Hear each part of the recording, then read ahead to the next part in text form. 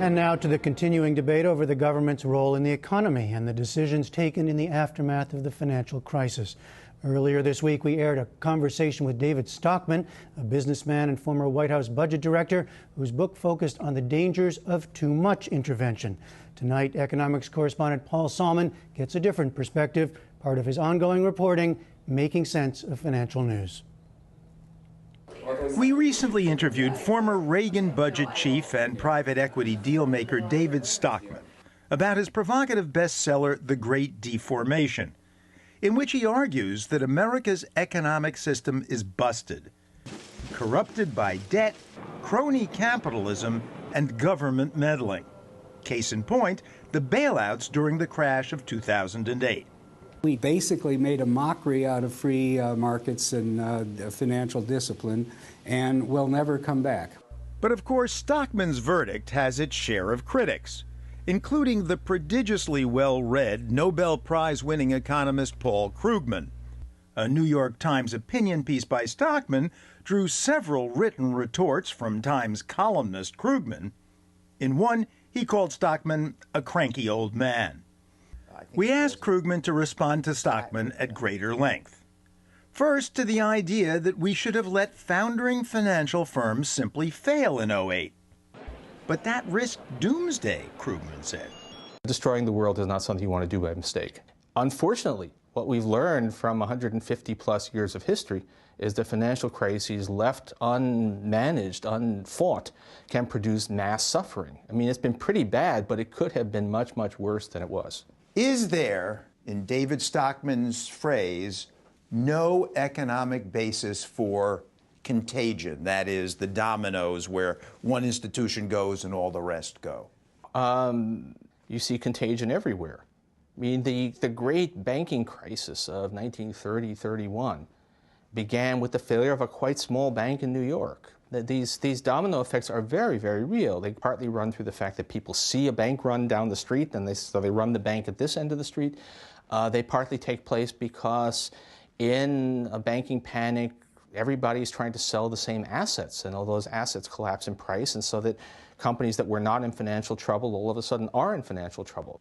Stockman's argument, for example, with respect to the auto industry is, yes, we saved 40,000 jobs, but those are 40,000 jobs that would have been added in the South by automakers who are already there, foreign automakers, many of them, Nissan, Hyundai. It's not clear that allowing GM to go under would actually have opened up space for its competitors. It's all very easy now that it turned out that we did not have a collapse in the auto industry, to say, oh, well, everything would have been fine if we did nothing. But that's certainly not the way it looked at the time, and I think it wasn't, in fact, true, that we did need to act, and it's a good thing we did. But surely you're sympathetic to Stockman's charge that crony capitalism is a major problem in this country. Yeah, of course. No question that there are a lot of companies, a lot of people who make their way not by having the best product or the best idea, but by having the right connections. The question is whether the solution to crony capitalism is to say, let's have a depression that destroys everything so that we don't bail out those fat cat bankers on Wall Street. And I think that's not the answer. The answer is to regulate the bankers, but at the same time save the workers. Stockman, like many others, blames the Federal Reserve for inflating the housing bubble that caused the crisis in the first place by keeping interest rates too low, too long. He says low interest rates are again fueling a speculative frenzy on Wall Street, enabling traders to bet with cheap, borrowed money. But Krugman doesn't buy it. We had very low interest rates in the 1950s. Did we have wild speculative bubbles? Did we have crazy stuff? Was all this happening? Did we have wildly overpaid bankers? The answer is no, we didn't. The difference between now and then is not that the Fed has cut interest rates when the economy is depressed. It's supposed to do that. That's the Fed's job. The problem is that we took away the safeguards that prevented financial abuse. And the truth is that financial abuse has been pretty widespread even when interest rates are not near zero. One of Stockman's main points is that we have become addicted to debt. And he says, acknowledges that he himself knows because as a leveraged buyout guy, he too was addicted.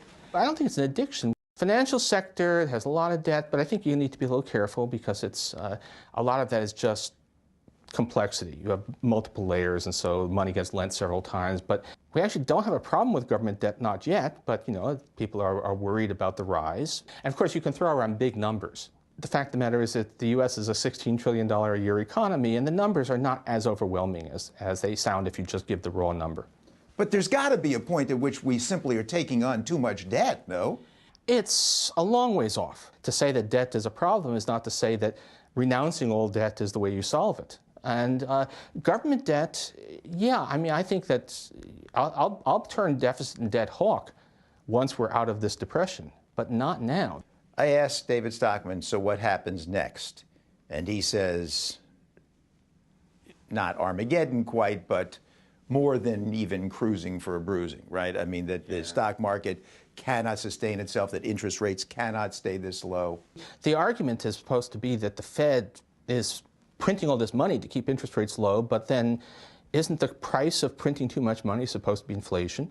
And the Fed is actually worried right now that inflation is running too low.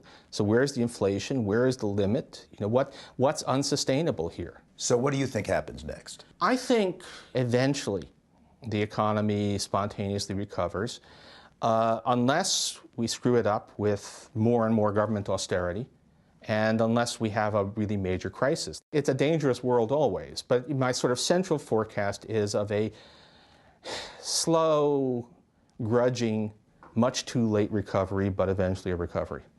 Now, Krugman does agree with Stockman about crony capitalism, but not much else. So at the end of the interview, I asked Krugman why he thinks Stockman's overall indictment has made such a splash. Everybody wants economics to be a morality play. Everybody wants it to be a tale of sin and excess and then the punishment for sin.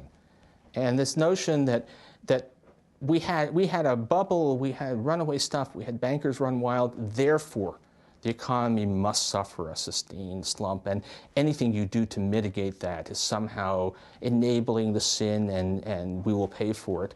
Even though there were sins. Even though there were sins. But economics is not a morality play. There's nothing about the fact that bankers made bad loans in 2005 that says that ordinary workers should be out of work in the year 2013. People love to write about or talk about the lurid details of everything that went crazy in the bubble years, and they don't really much like to talk about the kind of prosaic, okay, but how do we get people back to work right now? So I think that the sermon aspect, people love to treat economics as a sermon when it's actually just a job. Here's this economy, how do we fix it? Paul Krugman, thank you very much. Well, thank you for having me on. And the debate continues online. You can find much more from both Paul Krugman and David Stockman on Paul's Making Sense page.